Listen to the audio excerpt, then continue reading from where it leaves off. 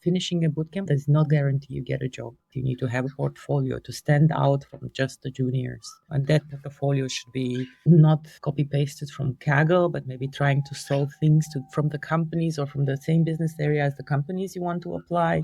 You can be a genius, but you can be a genius that does not know how to communicate. That's why you need emotional intelligence to understand who is in front of you. How do you talk to them? How do you get the value out of the candidate? Because they do have it. And the thing is that the mind and the body are connected. And if you're confident in your own body, you're also confident in how you present yourself in words to people. That's also research proven that children who practice sports in their childhood become more self-confident in themselves in life.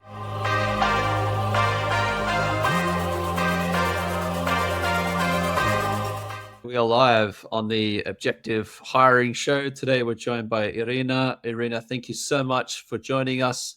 Really great to have you here. You're coming to us live from Berlin, is that right?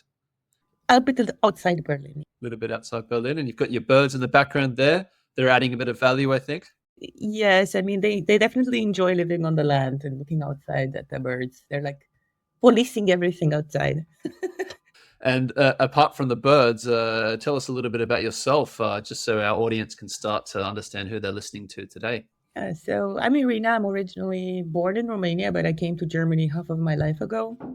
And I'm very passionate about computer science. I come from a family of nerds.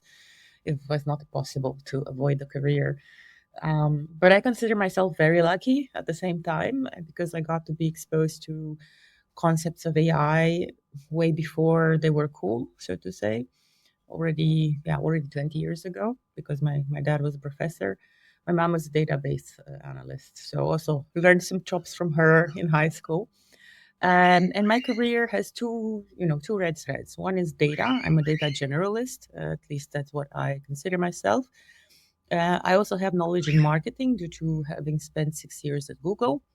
And I've been an analyst. I can wear many hats, also data engineering, data science. And I currently am head of data science at Semrush. I have more than 15 years of experience. The other red thread is also data, but has to do with coaching and mentoring. For more than 10 years, I've been coaching, mentoring, volunteering for all sorts of organizations, and probably had students from age 12 to 50, regardless of gender or location. And this year I took a break because I'm developing curriculums. And this is kind of a side project. It takes longer. So that's what I do every 3 years or so. Yeah, I'm very excited about the work that I do. I'm a relentless optimist, I like to say, and I like to keep my eyes and ears open on the job market in order to understand what trends, what is happening, where is it going. For example, Berlin has transformed very much in the last 15 years, if not more. It's crowded, there are not enough jobs, and so on and so forth. Yeah. And a relentless optimist. What does that mean? I'd love to hear more about that. I think it's something I inherited from my mom. It's not that it's not that I'm like American happy go lucky or something. It means that I really believe that we can build cool things, we can build cool people, objects, that there is joy in learning and discovery, in getting to know other people and their perspectives, but like a curiosity for the world, I guess. And that must really help you then in the coaching and mentoring side of things, because that enthusiasm and optimism must be infectious to your mentees. I'm the personal cheerleader of every student I have, absolutely. So I probably sometimes if I have somebody who's more insecure and I have them on WhatsApp as well, I will send them a message before the interview, like, you got this, you have it. You should be a recruiter. Oh my God, you'd make a bomb. Yes or no. I'm not sure which one is more lucrative, data science, data field, or recruitment. I don't know. Depends on how much you want to work. And you mentioned in passing that you'd mentored like children as well, like as young as 12 years old. And so tell me more about that. Yeah, that was very interesting. And also where I realized that is hard. Working with children, soon to be teenagers, is very hard. I was in US and we had like a literacy, computer literacy volunteer project. And I got a kid to discover different things. So I introduced him to Blockly, this programming language with cats and loops, so that is more visual. But the disappointment was that he was not doing his homework. He was more interested in asking for my number. Yeah, pretty sassy kid, I know. Asking for your number in that sense, you mean? In that sense, yes. And I was like, wow, okay. Let me talk to you about code of conduct in the future. He was 12, 13. Yeah. Yeah, I'm almost sort of weirdly impressed in some way. I don't know. I'm not sure I would have had the balls if I was 12 to do that. I just pretended I didn't hear, don't know, I don't care. No, yes. But I mean, when I was in university in my master's, I also did an au pair in the summer, so I also have some experience with kids, and all of these experience, yes, make you more tolerant, more patient, more understanding. It's a muscle basically that you exercise of patience and trying to put yourself in the other person's shoes. Yes, yes. And speaking of other people's shoes, so what about then for people who are looking to switch up and get into this exciting field of data, AI? It's all anyone hears about. So I can imagine how, for outsiders, it seems kind of a little bit cool and exciting. Is there any particular misconception, though, people might have if they're trying to get to the field in terms of what it would take to be successful in a data role? Yes. So in Germany, there are a lot of boot camps as business or sponsored by the government if you're unemployed. That's like a 12-week intense program, 8 hours a day, homework. And yes, you can exit this type of boot camps with data scientist or ML engineer degree or data engineering degree, not data analyst. So there may be one or two that have in the last 2 to 3 years created also the track of data analyst. And that is harder to create because a data analyst needs soft skills, and those are not teachable in a bootcamp. So that is one thing that it misses. Another thing is that if you learn from a class all of these modelings and practices, this is not how the real world works on one thing. So you don't write code that makes beautiful models. You adapt to the business and try to serve the business. Maybe the third preconception, which is the saddest one, finishing a bootcamp like that does not guarantee you get a job. And that is because simply you will be still a junior, even if you know all of this advanced statistics and coding.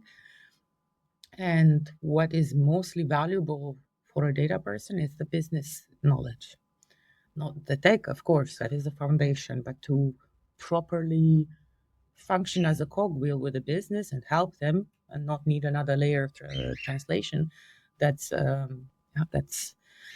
practice and gut feeling and whatnot. I prefer by doing, for example. I still recommend people, if you have the time, if you're, for example, on a long maternity or you don't have a visa, but your partner has one, take advantage of these things and do them because this kind of block of time is very rare. However, to get a job, you need to get projects. You need to have a portfolio to stand out from just the juniors. And that portfolio should be um, not copy pasted from Kaggle, but maybe trying to solve things from the companies or from the same business area as the companies you want to apply. There's also a lot of hackathons. For example, in Germany, I went to a hackathon by Correlate and Citizens for Europe, Citizens for Good, and it's also paid. So if you go there as a mentor, they also pay you, and you solve real world problems because the mentors are seniors in the industry, and the doers in this hackathon are the juniors. So they learn how to actually work on a analytical problem by the advice of the professionals, and that's different than in a bootcamp. Also, people who teach in a bootcamp don't have the industry experience. They're professional teachers as well. Yeah. That was often my perception with university qualifications was there was a weird disconnect where most of the people doing the teaching, this is a generalization, but certainly in Australia, had maybe in some cases literally no industry experience at all. And so it's only natural then that there'd be this weird disconnect between what the students were learning and what was actually in demand in the industry. I think especially in something that's as fast moving as data, where universities are a little bit slow to update their curricula. So that's where you get a bit of that disconnect, I think. Yes, absolutely. I call it the ivory tower of the PhD. So, for a fun fact, I did start a PhD, but I stopped it because um, I felt that I will reach the age 30 when I graduated it, and I will not have industry experience. And if my decision is to go to industry, then why would I wait until age 30? That is such a huge gap of not worked years. Um, so I resigned and went to Berlin and became a data analyst. And it was very, it was a risk because this was like 2019, after the crisis. It was not easy, but yeah, it's doable. Just take the reins of your career and just. And you mentioned your father had a PhD. Is that right? Yes, he actually did. She was so sad that I didn't have one. He was so sour with me. I was going to ask that. There you go. Oh yeah, oh yeah, oh yeah. It took him at least a year to get over that. Okay. But you made the right decision, I think. I made the right decision. I mean, I got to work in on 4 continents and for everything from startup to consultancy, research, corporate, Google and all. So I would say it's a pretty rounded career. I have no regrets.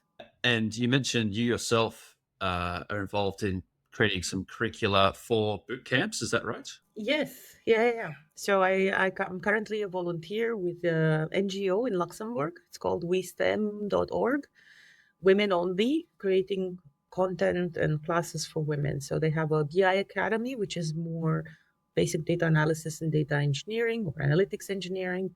They have a robotics program that started, I think, a few weeks ago, and that's for kids, girls, I think.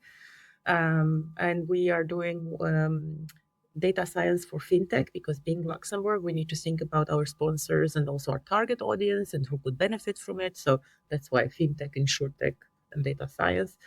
It's an iteration of something I've done in the past, but at this time, because we have more funds, we can also. Well, my idea is to also bring some confidence trainers, speaking trainers, public data storytelling, slide creation, so communication, everything that has to do with the job, but it's not technical. That is very helpful. So yeah, I'm very happy for that. I'm very proud of that because what I would have always wanted to see in a bootcamp from the students I've seen. And why is it then that traditionally boot camps have kind of glossed over the softer skills or business acumen side of things? Is it just very hard to standardize that in a boot camp? Is that why? I think so. I think it's hard, and I think it's hard to find the teachers who do that. So, for example, for storytelling with data, there are not many experts on LinkedIn that I see offer these services. There are tons of books on it, but nobody has time to read 3 books that are, I don't know, one stacked over each other. They're really good, but it's an art in itself, every single topic from it. Um, So I would say lack of teachers, and also the boot camps are businesses at the end of the day, and they do not have any skin in the game whether the candidate gets the job. It's not guaranteed. So they teach the hard skills because the technical skills are the easiest to cover and teach and practice. You might even might understand, might not, but you still do them. While the softer part is harder to learn and it requires a lot of uncomfortableness from people who might be very introverted. I mean, I remember we had a training at Max Planck where I did my master's, and our program leader or program manager gave us lessons in presentations on, on tough technical topics, our master thesis, our PhD thesis. And those can be very dry, but she would teach us how to do the slides, how to have an executive summary, how to catch, how to start with the conclusion and then with the details. And she would also record us. We would have like a timer in the back of the room, and then we would watch together how many ohs I have done in the speech. Where did I keep my hands? Was I fiddling?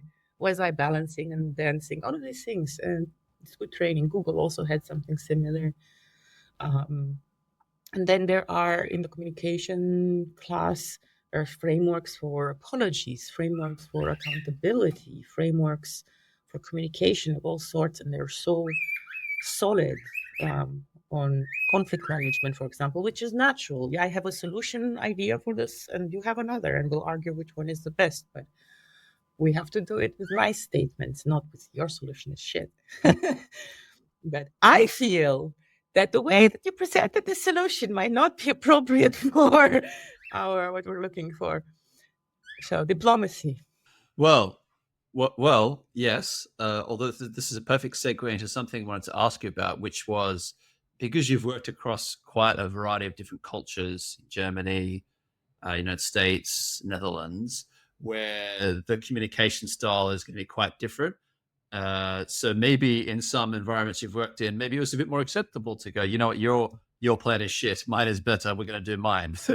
Whereas some you need a little bit more tact in some other environments. Oh, you put a dot on the I. I have two answers for this. Also, my relentless positivity was something that I was criticized a little bit in the German environment at work. Like, you're too American, you're too, and this was before I lived in US. And I was like, damn it, like somebody's emotional makeup matters so much at work. Um, but the cultural differences in communications, they are solid. So there's a book I always recommend to people who are curious by Erin Meyer. It's called The Culture Map. You can also do a test to see where, if you're still in your old culture of birth, or do you communicate a mix of the new culture and the old culture. And also seeing how, I always say that the, the data maturity of businesses in Germany is lower than the Netherlands and United States. And this is cultural for me, in my opinion. Because if you work with the Dutch have a bias for action. So they're going to say, your solution is shit. We can do better. Let's go. And that's okay. It's not offensive. Nobody gets upset. They just, let's do better so that we can make more money. The American culture is indirect. So I have to say, there was a time when I received feedback, but it was over a coffee, and I didn't realize it was feedback because it's wrapped so nicely. And it's like, I have a suggestion. Maybe if you would like to do it this way, but yeah, it's not a compulsory. It's just an idea that it's too much fluff. Just send me the feedback. The proverbial shit sandwich they call that, don't they? No, the shit sandwich is a good, bad, good, which also doesn't work. That's a feedback. It's a feedback framework. But this was us too convoluted. Like, just this. I think the different cultures have a get to the point where they're like this, or they are a direct line. And yeah, the American is not a direct line. The Dutch and the German is a direct line. Um, and that's also very important to understand the culture in which you work in terms of how decisions are made. Are they hierarchical? Are they a flat hierarchy? Is decision an agreement done by the group or done top down or bottom up? All of these things basically play a role in how successful you are at work to present, to influence, to convince people of your solutions. So I'm wondering if you found yourself then getting into these different environments and realizing, oh, I have to adapt to this. Or if maybe your natural self was like, well, this is the way I am. Doesn't really matter what the environment is. I'm going to be myself for better or for worse. It doesn't bringing your whole self to work is not advised. It's not advised. I think I saw some articles online about why it has to do with psychological safety and I don't know, do not be vulnerable towards assholes at work. Um, but I got into Erin Meyer and reading the book because I was living in the Netherlands and I thought I'm direct and friendly. How bad can it be? But in Erin Meyer's book, it says, do not emulate the directness of the culture which adopted you because you might have a social punishment for emulating it because you're not from there. And I was like, oh man, this was like the answer I was searching for because I didn't understand like why some things didn't vibe very well.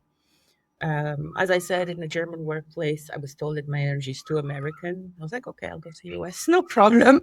I think though it's not something that matters. I mean, it matters for the person who said it, If I would be the manager of my old self, I would say that didn't matter. I would be very happy to have somebody who's relatively optimistic at work, brings that energy. Yes. Yes. And this ties me on to another point that I've thought about quite a lot recently. And so, it's almost like an obsession, I think, over the past 10 years in talent acquisition to talk about cultural fit, the idea of hiring for culture, just fair enough. But then I also did a lot of traveling at the end of last year. I went to Germany and Holland and Saudi Arabia and Thailand, like very drastically different places to each other and to Australia. And I realized as I was going to these different places that, suddenly you notice the cultural differences. And so, for example, in Bangkok, when you go and buy something like a coffee, you don't just get the coffee and walk out. There's like a little extra second pause where there's like a nice, almost little bow and a smile and everything. It's like very zen and relaxed. And to just grab your coffee and walk away would be rude, I think. Likewise, in when I was in Germany, I noticed that you go to a cafe and it's like an assumption that you return back your coffee cup after you've used it, whereas in Australia that doesn't happen. And so this is like little things that you cotton onto after a while, or even after a couple of days, you kind of notice. So the point I'm trying to make is, do we maybe not give candidates enough credit for being able to adapt to the culture they're coming into, even if we notice in the interview they seem like a little bit different to the norm? Can people not just adapt? Like, how much of a struggle would it be? I mean, when I hear adapt for culture, my interpretation is make sure somebody's not a walking red flag in the interviews, and do a background check. But if somebody's more shy, and we are in an extrovert type of work environment, I would probably tell the candidate, if we make that offer, we're going to talk with you often so that we know you're feeling comfortable, or you feel that your ideas are heard. I mean, the more diverse, and I know the United States now has a problem with diversity, but the more Some diverse the people. work is, it's statistically proven, it's research proven that the companies make more money in long term. Sure, it's not in a year, but allow different ideas to come into the melting pot, and you can get different approaches to different solutions.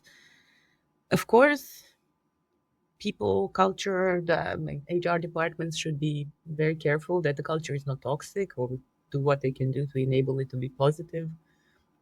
But yeah, when I hear hire for culture, I think of beer pong and uh, beers at 5 p.m. and people who come at 11 in the office and stay until 7 or something. I mean, I know even in Australia, for example, so Atlassian, probably the biggest tech company here. Last time I know a few people who work there, this might have changed, but certainly recently, they would have their cultural interview would be the final interview. So you go through two, three, 4 rounds of technical interviews. By the time you get to the final round, it's like, well, this is a great person. They can definitely do the job. We want to hire them. But even at that final round where they do the cultural check, half of all the candidates get rejected. Half for just, I don't know, half-hour conversation where you basically, it's kind of like a behavioral interview where you're meant to demonstrate some of the values that are on the website, come pre-prepared with some examples, and if you don't have those, you're out, which to me I think is a bit crazy because there must be so many great candidates. You should have that interview. Yes. And you wasted a lot of time. You wasted the candidate's time, and you wasted internal engineering teams. So if it's a technical interview, you wasted technical time, which is very valuable. I would move the interview at the beginning for the culture fit. I mean, in the interviews that I led as a hiring manager, I teamed up with human resources to have like a, unbeknownst to the candidate, a little bit of a cultural interview. Of course, next to the, when is your availability, what's your salary expectations, and so on. We explain how the company is, what are the values, how I work, how they work, and basically leave it open. If you're still interested, this is what we can offer. You want to proceed or not. In the Netherlands, actually, I've seen a lot of psychological tests or intelligence tests, which I don't know how I feel about them. I mean, I did them because it was part of the culture, but I don't think it's the IQ tests. I don't think they're necessary because The IQ can also be proven later, and IQ is nothing without emotional quotient, which is I don't know how many pillars of emotional knowledge. You can be a genius, but you can be a genius that does not know how to communicate. So it's not useful.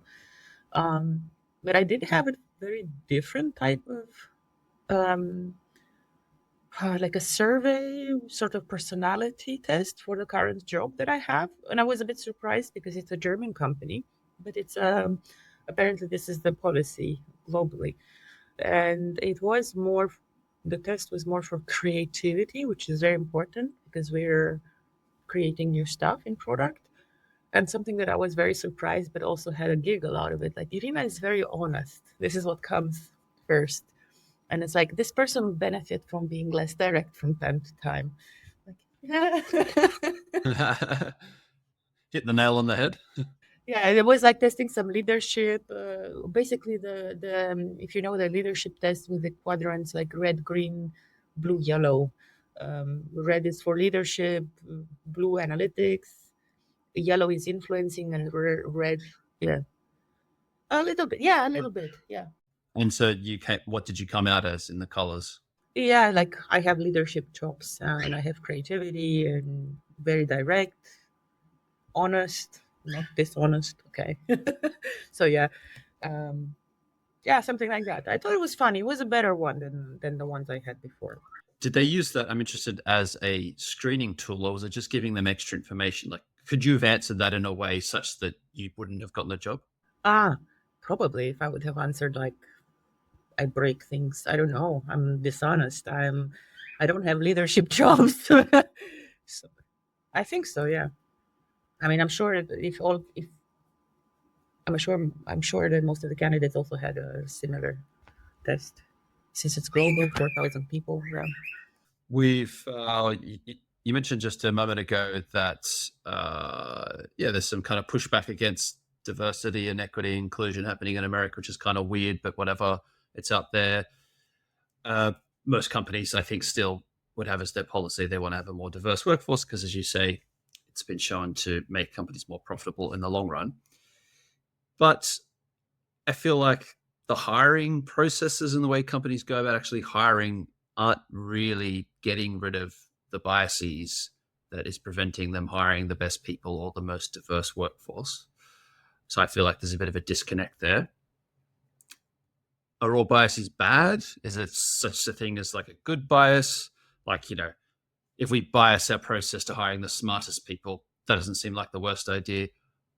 Bias towards hiring the most applicable person, that's okay. Yeah, what are your thoughts on the way biases impact hiring? I mean, many people look for people like themselves, which is a classic thing you learn when you're doing in hiring interviews. So always make sure that you have a pretty diverse hiring squad. So the interviews are done by male, female, tech, non-tech, product, data. Um, because otherwise, if it's just one person or one team in charge of the hiring and with HR supporting, then yes, you will end up hiring clones. And there are, I mean, I can give an example. Like we had a candidate. She was so sweet. She was really good. However, she broke down crying in the interview when I asked her why she left her previous job, and it was because she was sexually harassed. And I'm a woman, and I'm sure it was easy for her to open up in front of me. Otherwise, with a man, this wouldn't have happened. And so I made a note to the hiring squad, like, "Hey, be careful. She's a bit traumatized, so formulate questions well, and don't be, don't make fun of what has happened. So, and she's on the market because of it." And she passed. She was the top in our cohort, actually, from the group of candidates we were hiring, and had a final interview with a PM. And I didn't know, but that PM gives 1 star to everyone in hiring interviews. So this person had like 4 point. That was his policy. So it's like, and you can't, if you undo it, then you need to go through HR process. Why would you undo it, and what happened? And it was like we actually had to drop the candidate because of this. And his reaction was like, "And you can't find another candidate?" No, it's actually not that easy to find a good one. And the only reason he gave her a star was because he found her very shy. Yes, she's shy. Of course, she's coming out of a very traumatic experience. But if I would be the hiring manager and decide, I would say, I'm sorry, you are out, and she gets to be interviewed by someone else. But I just could not do it in that framework. So yeah, there are biases. I learned them, and when I mean, probably in this case, what I could have done better is discuss with the talent acquisition team if these people that I've chosen for the panel are good, and should I know anything? Are they like giving 1 star to all women, or things like that? Just so I understood correctly, so this interviewer's policy was he gives 1 star to every candidate, no matter how poorly or well they do. What's the point of that? It sounds pretty stupid. I know. I was like, just don't include this guy ever in interviews ever again. Because like there's a lot of work to interview people. It's not What was his motivation? Was he just annoyed and he didn't want to have to interview, so he was like deliberately being a spoil sport or something? he found her annoyingly shy. That's all. And the more he was like trying to break into her space and get answers, the more she would push back. So that's why you need emotional intelligence to understand who is in front of you. How do you talk to them? How do you get the value out of the candidate? Because they do have it. That reminds me of something I've been asking a few people recently, which is about interviewer skills, because this is not something that's maybe there's some interview training that sometimes happens in companies, maybe bigger companies. Maybe you've had something like that in at Google, but like, yeah, what makes a good interviewer? Like, what should a good interviewer be doing versus maybe someone who's clearly doing interviews for the first time? Yeah. I mean, depending on the company, you have frameworks and you have to cover certain areas. Like maybe you test, you have 1, 2 technical questions, role related knowledge, um, communication with stakeholders. Um, so, sorry, I my thought jumped before I. Can you reframe the question? Sorry. Well, maybe a reframe would be, you're a very experienced interviewer now. You've interviewed a lot of candidates over your time. Maybe if you can remember like your first interview you did as an interviewer versus your skills now, maybe like what's the difference? How have you grown? And what do you know now that you didn't know whenever you did your first interview? I tested all my technical skills in the beginning, in Okay. my 20s, because that was the easiest and didn't think of. I myself was not aware of other areas, so this is what I interviewed on. But then again, there would be startups, less than 20 people, so it's a different style. And what I have learned after, for example, getting the training at Google, you have a framework where you grade the candidate, and you have some questions that you need to have answers for. But everything else is flexible. And so the skills that make you successful to extract answers to these questions to the candidate is your own emotional intelligence. Like, do you see the person is shy? Try to talk to them, try to encourage them. Um, Maybe they're very close to an answer for a question, and you say, like, it's getting hot. Come on, you're close. um, if they're terrified, I ask them to start with a positive story of their impact in the beginning, because what's it called? The icebreaker. It's an icebreaker for them. They get back into their energy. Um, Something that I do, and I do not know anyone else who does it, is if I see that some of the projects or things that they have explained to me will make sense in the next interview, I will tell them, I'll give them feedback on the spot. This is remember this case, because if you detail more about it in the next interview, because this is Hmm. very valuable for our business. So, go home and Oh, that's interesting. practice that. Yeah, I mean, they're not lying. They're just better prepared. If you want to, the questions will still be the same. Something else that I do, and I also don't know on other people doing, is when I reject a candidate or I accept them, and they have really bad resume, but I can see the value in it. It's just the person doesn't have resume writing skills.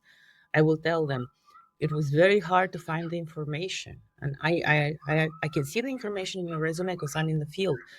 But for HR, it would have been a rejection because it's not transparent to them that you fit the role. So, look online, or if I rejected them, I would tell them, come for free for a mentoring session and I can show you how to write it. I'm not charging for that. Um, so, yeah, just trying to make them feel comfortable. Yes, someone I was speaking to recently mentioned that they thought that that was maybe a hidden benefit of remote hiring was that the candidates are in a comfort zone. They're at home, maybe in their bedroom, in their home office. And the difference between that and going into an office where, as he described, sometimes interview rooms almost feel clinical, like it's almost like you're going to the doctor who likes going to the doctor. You got that kind of generic artwork. And sometimes you have those interviews rooms where it's all transparent. So people walking past could see that you're in an interview, like a fishbowl kind of feel. And so that's probably not helping the candidates feel relaxed and at home, is it? Or no, like I remember my Google in-person interview. I had to travel to Munich on the same day. It was the same day interview, fly in and fly out. And you get there sweaty, hungry because you took a 5 a.m. flight. Um, you need to change your clothes. You need to refresh. You need to make sure you're fueled, and then you go to the reception, and it's almost like going to the police. Like you have to stay there. You're not allowed to move anywhere else. And then you're being led by someone, and you're not allowed to go anywhere else except with, uh, yeah, with security tail attached. Um, yeah, that makes one very, very nervous. And I would say, yes, remote work allowed people who are more introvert or have anxiety issues just feel at home. I agree. I'm also a little bit, I also have some anxiety sometimes. I know that I don't seem like it, but I do. And actually working from home or interviewing from home is great. Yeah, it's one of those hidden biases that you wouldn't really think about unless you're really meditating over it. But the difference between interviewing in person versus interviewing remotely must make a big difference. I know I remember seeing some research during that kind of COVID period where there were a lot of lockdowns, a lot of working from home. It was suddenly no disadvantage to being disabled, for example, in getting a job. Like suddenly you're on the same playing field as everyone else. And so there's all those little hidden things that you wouldn't necessarily think about unless you were that person or unless you were going out of your way to really investigate it. But I guess this is where talent teams have to really think about all these things. I mean, for example, when I was in US, I had a scooter versus car accident, and I was on a medical leave for 4 months, which is really long for Google standards in US, especially. So they didn't like that I couldn't commute anymore to the campus every day because the vibrations of the bus basically cause pain. Um, do not get on scooters, please. It's public service announcement. Don't get on scooters if you are over 27. And yeah, they wanted to manage me out because I wouldn't be able to commute anymore from San Francisco to Mountain View. And that's painful. Like my brain is still fine. Yes, I have pain, but I could still work. I had about 5 years of chronic pain.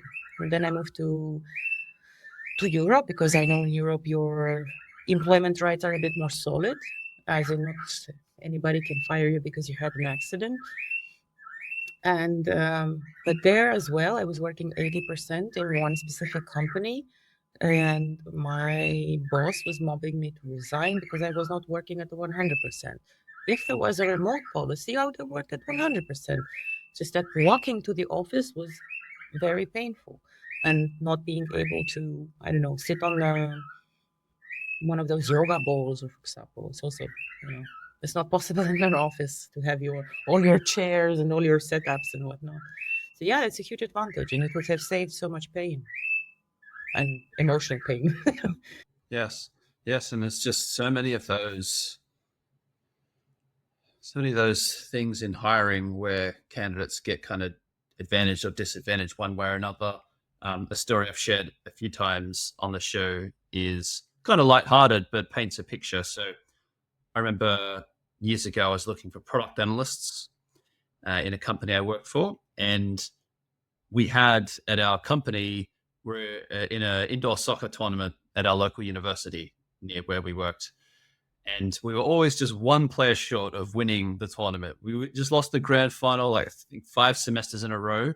And so I was always on the lookout for a good new player. And I remember seeing these resumes, reading these resumes. They have a hobby section of the resume. And I got to this one candidate and it said he was Brazilian. And in Brazil, he'd been a semi professional footballer. And so as soon as I saw this resume, I stood up and said to my colleagues, "Oh, look at this guy, Guilherme, or whatever his name was. let's get him in. He got an interview for a product analyst role because, at least partly, because he was a semi-professional footballer, which is so unfair because the other 599 resumes didn't have that. But what did that have to do with him doing user behavior analytics and A/B testing? Absolutely nothing. And so there's just so much of that goes on in hiring, isn't there? Yes, and also networking. I mean, this is kind of we're closing in on that part and how important it is. But I wanted to tell you another story, also on hiring. I interviewed a potential data engineer, and because he was sitting, he was from home. I only saw this part, and apparently he was in a wheelchair. I didn't notice.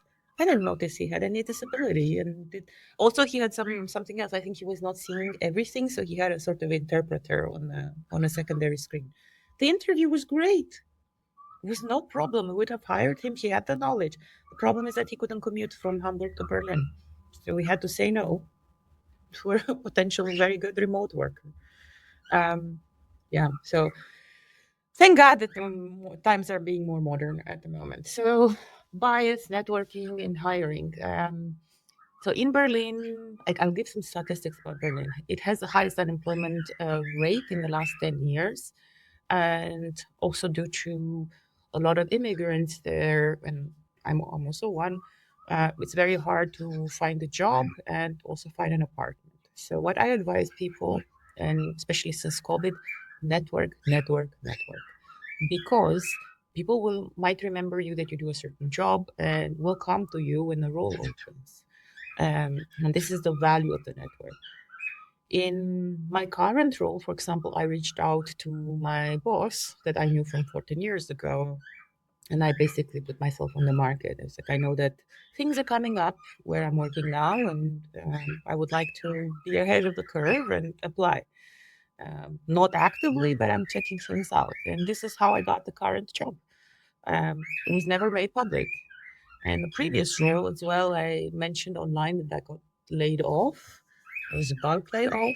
And I was like, holy shit, I need another job. Um, and somebody saw my profile and recommended it to my ex-boss. So it was again a role that was not open. It was just they needed a data scientist. They just didn't, yeah, they didn't get their pipeline together. So this is why I'm saying it's so important to know other people who recommend you, to keep relations good with bosses that you hope to work with in the future. Not all of them are that good. Some of them are not, or people you don't work again with. But nevertheless, keep contact with the good ones. Yeah, don't burn the bridges. Certainly, if you don't have to. Of course, yeah. If you've had an absolute nutcase as a boss, which I'm sure all of us have at some point, no need to keep in contact with them. But with the good ones, keep in contact, and that's a great lesson because 14 years ago you said you had that boss. Like that's a solid investment in time. Yeah, I mean, he brought me to the SEO and marketing world, and this is like kind of when my career took a branchification or ramification and started. I started accumulating knowledge in the marketing area, and this is how I got at Google. They wanted somebody who has knowledge in more than just coding and whatnot. I remember interviewing someone on this podcast, Matt Roberts, who basically said, well, when he thought about it, he hadn't really applied for a job in a decade because the last, I think, two or three positions he'd gotten were all through his networks one way or another. And what he also remarked on was he found it kind of funny in a way that as he gotten more senior in his roles, the hiring processes had become shorter and simpler. With one of his roles basically being he had a coffee with someone at McDonald's and then who'd already worked with him before or one of their contacts had worked with him, and that was the job offer right there. Despite the fact that it gets more senior, gets more money, but then the hiring process is simpler in some cases. Have you also found that? Absolutely, and I'm not a fan of technical interviews, writing code. I'm a fan of discussing concepts and seeing creativity, seeing drive, seeing the energy, the curiosity. Of course, as you grow more senior, then yes, the more you go into management, your interviews are going to be less technical and more strategy, hiring people, leadership skills, communication skills, and all of these can be done through a coffee call, and then you see how the other person is. Um, Yeah, but I still have. I mean, but for the previous role, it was a very simple interview process. It was more like as you mentioned. But for the current, I actually had like a whole strategy to to set up and present, which was fun. And for people who are maybe they feel a reluctance to network, or maybe they're kind of like crippling introverts, or they don't see the point of it, any advice you'd have for people who would put themselves in those categories? Yes, because I did not enjoy it either. I would say, and I was very shy. People don't know. People back from Romania remember me there. I was very shy. I could not even have an argument with, not even a loved one, without crying. And when I got to my master's, I was like, I hate networking. I hate meetups. I hate all of this stuff. I can't. Why do I? I'm a techie. I shouldn't be doing this. But then I realized I was somehow incomplete, if that makes sense. And I wanted to work on this part. And I went to dancing classes. I went and did sports. And I loved dancing. So I did salsa and tango. And the thing is that the brain and the body, the mind and the body are connected. And if you're confident in your own body, you're also confident in how you present yourself in words to people. That's also research proven that children who practice sports in their childhood become more self confident in themselves in life. So it's a very good development. So this is what I tell people: if you are shy, try improv. Improv is great. Maybe as a last step, but try dancing. Try getting outside of your comfort zone. There is a great book by Voss. I forgot his first name. Um, Never Split Difference. Christopher Voss. Yeah. Yes, the FBI guy. And he says there that you should see every single interaction, where applicable, as a sales pitch, as you could get something, or the other person could be a win-win. So he says, talk to your coffee barista and ask if they have a punch card for getting your coffees. You go to the shoe seller; they can also make a discount potentially. So ask for it. The worst answer you get is a no. You go to Douglas or Sephora and you like to have samples. They always have the policy to give samples. Don't be shy. Ask, grab them. So once you, these were exercises that were recommended in the book. So once I think you do that, you also it becomes more easy to go and interact with people because you normalize it. You get you desensitize to it, to the shyness or to the introvertness. That's a great tip. And I was buying a book on Amazon yesterday, and I scrolled past that book, which had I think 46,000 reviews, and it was rated 4.9 for a reason, I'm sure. So I'll have to grab me a copy of that one as well. I mean, Google teaches it as a negotiation Bible. Yeah, he's an interesting character. I've seen him on a few podcasts. She also has the masterclass, masterclass.com. He's also teaching like maybe visual. If you're a visual learner, maybe that one is a better. Check that out. I feel like I watched a few of the videos when he brought that out, because it was probably 4 or 5 years ago when Masterclass came out. Yeah, I'm sure I did actually. Yeah, that's right, because he's the one, he talks about mirroring and labeling, doesn't he? Yes, okay, I can remember that bit. And mirroring, we do some. I think we sometimes do it completely unaware. So I don't know. Last week we had a very large meeting, and I was looking at the positions of the people and how they placed their hands on the table. And the boss was doing something, and two of the people at the table, they were not aware. They also changed their hands like this. So that's mirroring, basically. I always notice that I'm always in this position in a meeting, and then suddenly the other three people are as well. It's funny, but only men though. I don't know. Maybe women don't like that pose as much. It's very masculine, maybe. Yes, and it's vulnerable for us. Okay. It's men's men. I mean, it has a term. It's called men spreading. Is that men spreading? I thought that was the legs are wide. Okay. I mean, if you do the legs, then it's fully men's. No, it's definitely a power pose. It's going on. Irina, if you could ask our next guest any question about hiring, what would you ask them? How do they tackle the insane number of applications these days? Because I feel like the job market is a little broken. So what do they do better to break it, to get in it? Because I see very talented people struggling a lot. Juniors who are kept in internships for 1 to 2 years, people's development stopped because there are not enough roles at that seniority. And I noticed it as well for my own career, which I have to think, like, do I want to go into the data direction? Because I think data should be more and more embedded into the business and not into tech. And so like a lot of theory about it. But yeah, what if there will not be enough heads of data roles? They will be somehow incorporated with AI and whatnot. I need to be prepared. A great question that I will level at our next guest sometime probably later this week, and I'll let you know what they said. It's been a great chat today, Irina. We've covered an awful lot of ground. We've heard some chirps from your birds in the background as well. So we've had the full array. Thank you so much for joining us on the show today. Thank you. My birds, I mean, they're happy, they're optimistic, just like me.